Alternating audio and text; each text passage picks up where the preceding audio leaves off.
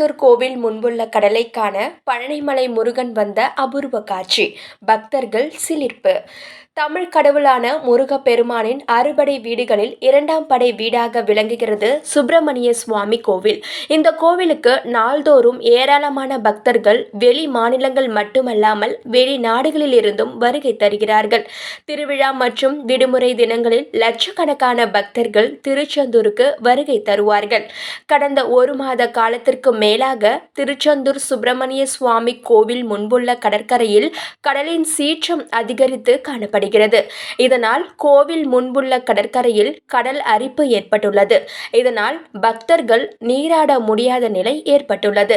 இந்த நிலையில் கடல் அரிப்பு ஏற்பட்டதன் காரணமாகவும் கடல் உள்வாங்குவதன் காரணமாகவும் கடலுக்குள் இருக்கும் சிலைகள் வெளியே தெரிகின்றன.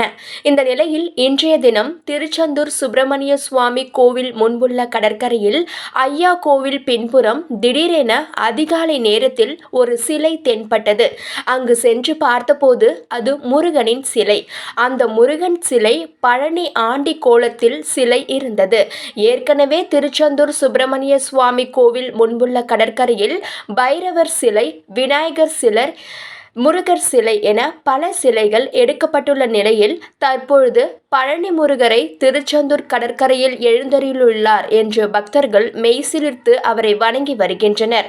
தொடர்ந்து கடற்கரையில் கிடைக்கும் இதுபோல் பொக்கிஷமான சிலைகளை பாதுகாக்க நடவடிக்கை எடுக்க வேண்டும் என்று பக்தர்கள் கோரிக்கை விடுத்துள்ளனர்.